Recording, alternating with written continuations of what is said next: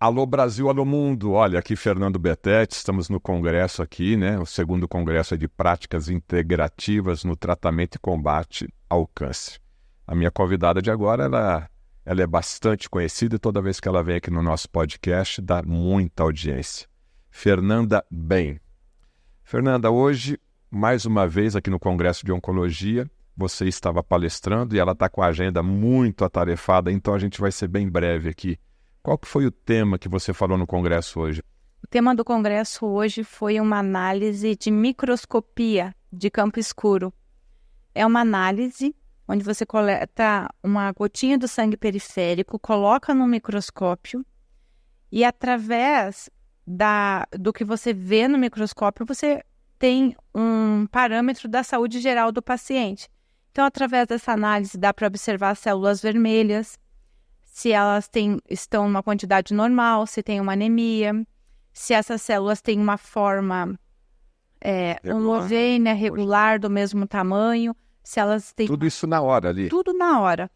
E o mais importante, o que isso tem a ver com câncer, né? Porque isso eu consigo ver basicamente no hemograma. Para o profissional que acompanha um paciente oncológico, ter essa facilidade de ver quando o paciente dele está evoluindo, está melhorando, né, respondendo a uma terapêutica, ou não está evoluindo, isso é muito importante. Então eu começo a fazer um protocolo de tratamento do câncer, no dia 1, por exemplo, eu tenho ali, pego essa gotinha, tenho um momento daquele paciente, e depois eu posso fazer isso a cada semana, a cada 30 dias? Pode fazer 2 vezes ao dia. 2 vezes ao dia? Uma picadinha, uma microgota, né? Então, 2 vezes ao dia, 1 vez a cada 3 dias. Então, de acordo com a necessidade daquele profissional. Então, por exemplo, uma célula tem um ciclo de 120 dias, né, para ser formada uma nova célula vermelha. Mas não são só as células vermelhas que são observadas na microscopia. Então, se observa na microscopia as células brancas. Então, por exemplo, os neutrófilos. No exame de sangue, uma contagem normal de neutrófilos, né? Tá ok a contagem de neutrófilos. Mas quando você olha na microscopia, tem essa contagem normal. Mas, às vezes, a cor daquele neutrófilo está mais opaca, a forma está rompida a membrana daquele neutrófilo. Ou seja, tem quantidade, mas não tem funcionalidade. Então, você entra ali com uma micronutrição, um zinco, uma taurina, cobre... A morfologia, o estado daquela célula, aquela forma daquela célula é importante para o profissional. 100%. Então, você entra ali, deu alteração do neutrófilo, você entra com uma micronutrição, rapidamente aquele neutrófilo responde. Rapidamente, isso é coisa de 2, 3 dias. Aquele neutrófilo, então, o profissional sabe que aquela abordagem nossa agora, eu já consegui melhorar essa questão. Doutora Fernanda, isso é muito importante. Então, aquele paciente que está pouco hidratado, né? Normalmente a pessoa da terceira idade já não toma tanta água. Às vezes outros protocolos que a pessoa faz acupuntura, faz ressonância, faz ozonioterapia. Isso você consegue observar rapidamente? Consigo. Então, por exemplo, na ozonioterapia, o paciente oncológico, na microscopia você consegue observar células vermelhas, células brancas, o plasma, que pode estar denso, sujo, né, ou limpinho, e tem o grande forte da microscopia, o pleomorfismo, que não se fala no convencional. O pleomorfismo são bichinhos, literalmente, que se mexem no plasma. E o paciente oncológico, ele tem uma figura pleomórfica característica, que é chamada sinfonósfora. Essa sinfonósfora, quando você encontra ela e equinócitos juntos, que é uma célula tipo uma estrela cheia de pontas, terreno oncológico bem acentuado. Se você ainda não identificou no paciente, tem que examinar o quanto antes esse paciente, fazer tomografia, ressonância, marcadores sanguíneos, CA-125. Então, isso é importante também porque já chegou o paciente para mim querendo emagrecer quando eu olho um terreno super oncológico. Então, não, a prioridade não é emagrecer, inclusive é reservar essa sua energia, né? E aí se direciona toda a terapêutica para esse lado oncológico. Doutora Fernanda, normalmente esses exames, né, são médicos que têm uma visão mais integrativa do paciente, terapeutas também que fazem esse tipo de exame. Quando você pega essa gotinha do paciente, você consegue ver então o estado geral dele, mesmo que ele esconda alguma coisa? Não, eu faço exercício, eu me alimento bem, o sangue revela tudo ali? Ah, revela, não tem como ele esconder. Porque se esse paciente, por exemplo, né, o paciente, eu como certinho, eu estou acima do peso, né, estou com dor, e aí paciente com artrite, aí você fala, olha, o leite, você, né, fez uma análise, não é ressonante para esse paciente, e o leite é altamente inflamatório. Tem que tirar o laticínio. Aí esse paciente volta na sua consulta e fala, tirei tudo, ainda tenho dor. Se você tirar uma gotinha de sangue, você vai ver uns pontinhos alaranjados, que é sugestivo a autoimune alimentar. Então, olha, você está com reação. Então, algum estímulo você deu para o seu sistema imunológico. Você está comendo laticínio. Entendeu? E parasita, dá para ver também? Você não vê o parasita, mas todo paciente parasitado, com parasitas, você encontra uma figura chamada equinócito, que tem a forma de uma estrela. E o paciente que tem parasitas, ele não tem hemácias saudáveis. Todo paciente que tem parasita, ele tem anisocitose, que são células que têm um tamanho normal, de 8, e células que têm 5, ou seja, microcitose. Ele tem células pequenininhas, desnutridas na corrente sanguínea. Então, você começou a ver aquelas células diminuídas, né, células pequenininhas, magrinhas, é porque está faltando nutriente. É a verminose. Pesquisa que esse paciente está com ascaris, esse paciente está com uma tênia, são centenas, né, de parasitas. E hoje, doutora Fernanda, as pessoas estão com parasitas e o que a nova ciência, o que a tecnologia hoje pode fazer? Olha, é uma infestação de parasitose. Mesmo no século XXI? Nossa, está muito pior no século XXI. Por quê? O parasita, se você olhar todo o alimento, se você pegar um pedaço de carne, né, e deixar esse pedaço de carne 3 dias em cima da pia, vai criar bichinho. Ou seja, o bichinho já estava ali. E a gente come a carne mal passada. Então, você come parasita, ovinho de parasita, todo dia. Todo dia você vai estar em contato com parasita. Verdura, fruta. Na verdura, na fruta. E quem nos protege da hiperproliferação desses parasitas é o estado geral do nosso organismo. Então, é a acidose do estômago, que é regida pelo fígado, é o nosso sistema imunológico. Então, por que hoje se tem mais parasita? Nós e aquela pessoa e aquele nosso antepassado, tanto nós quanto eles, temos a exposição ao parasita. Eles, talvez muito mais, pela questão da higiene, da água tratada, etc. Mais exposição. Só que ter todo dia pouco e bastante é a mesma coisa, praticamente. A diferença é, ele não estava intoxicado por chumbo, por alumínio. O sistema imunológico do meu antepassado era muito melhor. Ele não comia salgadinho, ele não comia embutido, ele não comia nitrito, nitrato. Tomava sol, né? Ele tomava sol, o fígado dele era um fígado de melhor qualidade, ele tinha mais capacidade digestiva, mais ácido no estômago. Então, o parasita caía ali e derretia no ácido. Então, hoje, as pessoas... É muito mais, é uma infestação gigante de pacientes parasitados. Porque o parasita não é a questão da higiene que rege estar parasitado ou não. É a capacidade do organismo de lidar. E são essas barreiras de entrada. Barreira estomacal, barreira imunológica. Tá. Agora, na sua opinião, eu estou fazendo essa pergunta para todos que estão aqui. Qual é a causa do câncer? Ou as causas do câncer, né? Na minha opinião, a causa do câncer é uma falha do sistema como um todo. Então, eu acho que só surge uma doença degenerativa dessas quando o corpo perdeu a capacidade de reagir. Então, exemplo, uma célula oncológica é uma célula diferente das outras células.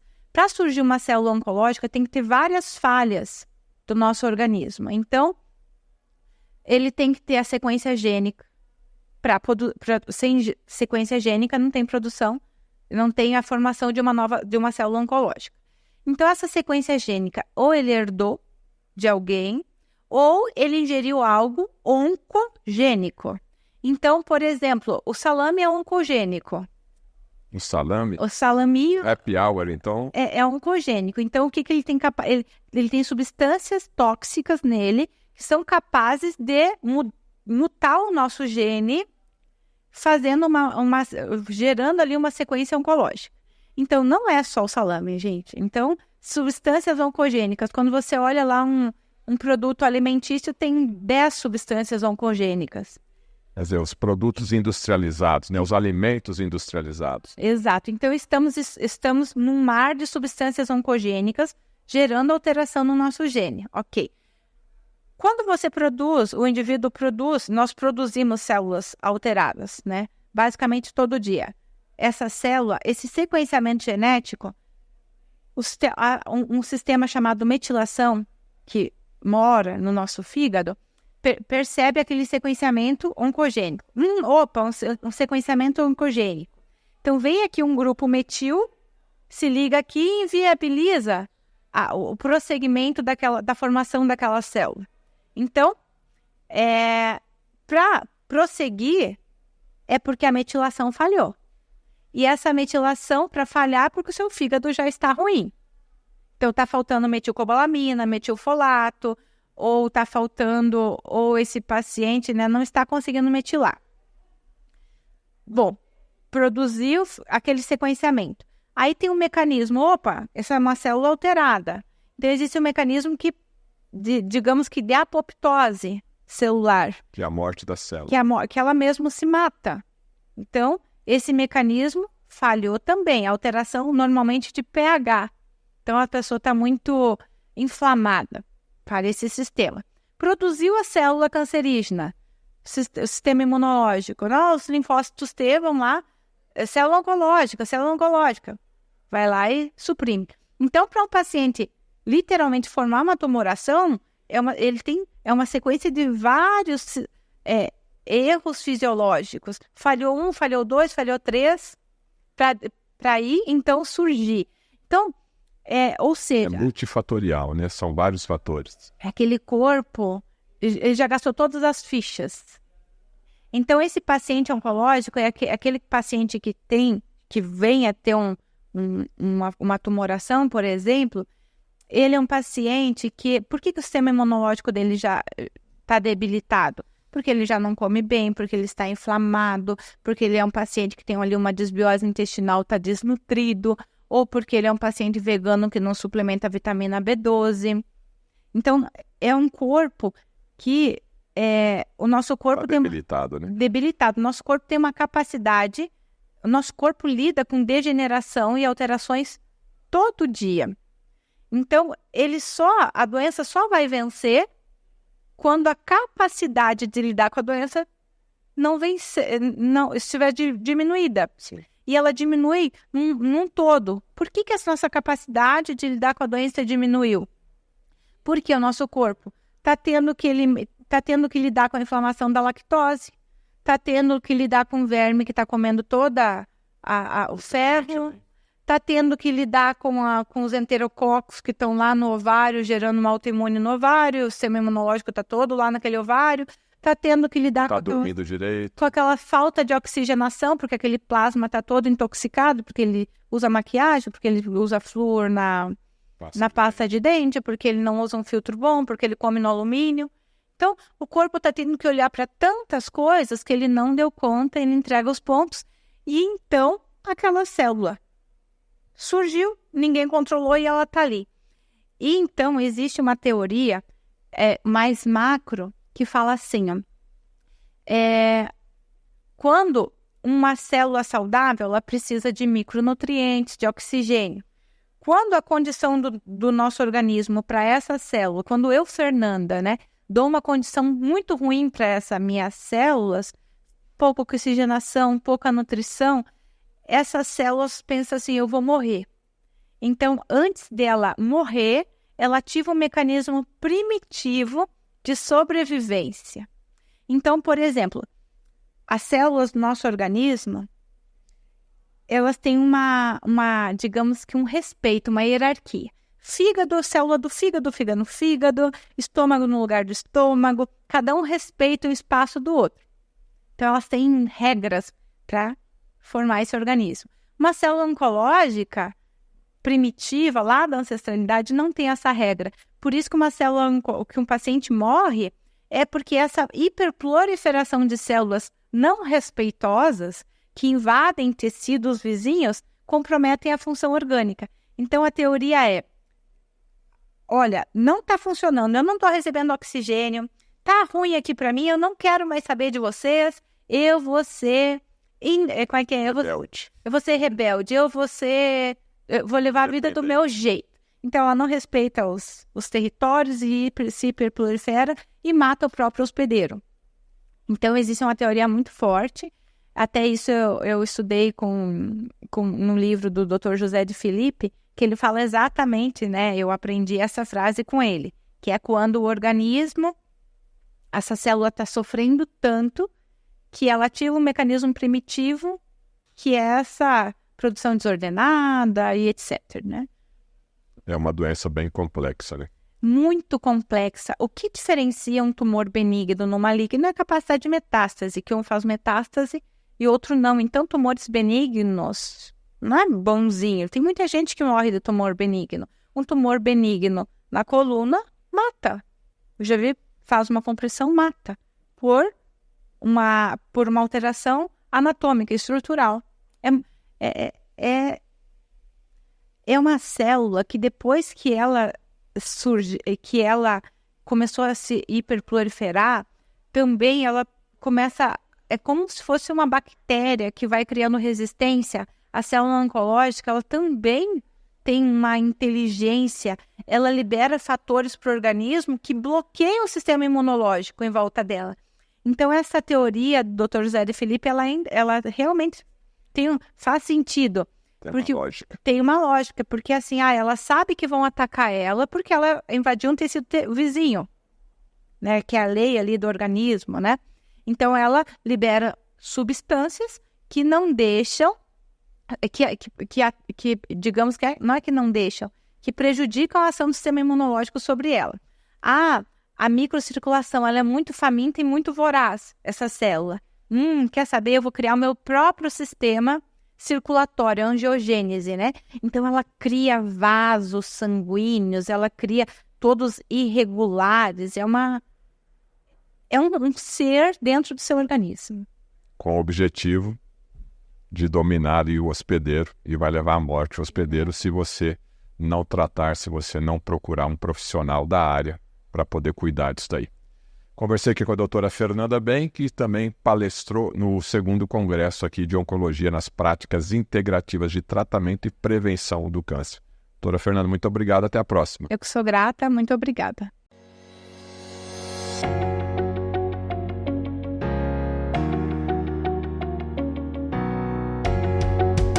Sejam todos muito bem-vindos à nossa comunidade do bem, composta de profissionais e empresas ligadas à medicina e saúde integrativa.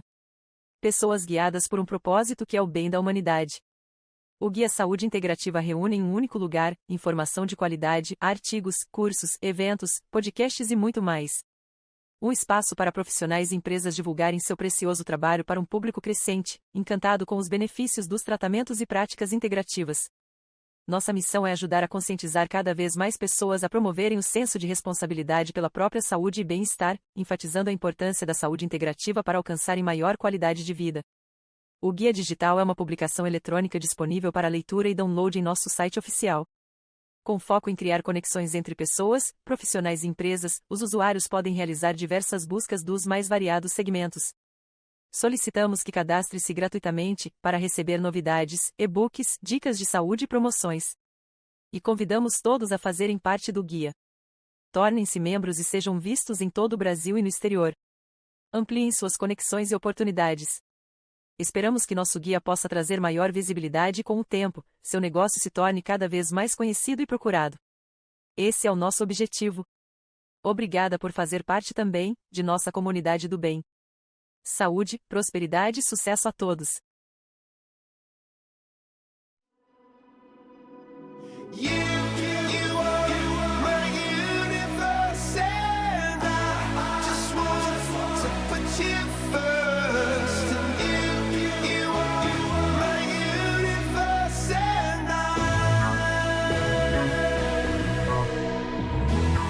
É um momento de muita alegria estarmos realizando a segunda edição do Congresso de Práticas Integrativas no Tratamento e Prevenção do Câncer. Esse evento está abrangendo pessoas do Brasil inteiro, vindo tanto para palestrar quanto para participar do Congresso. Esse Congresso hoje está com 700 inscritos, um congresso com mais de 30 palestrantes. Esse é mais um evento realizado com muito sucesso pela Nova Saúde Integrativa. Agradecemos a Deus em primeiro lugar e a todas as pessoas envolvidas que fizeram esse evento acontecer com muito sucesso. Que venham os próximos.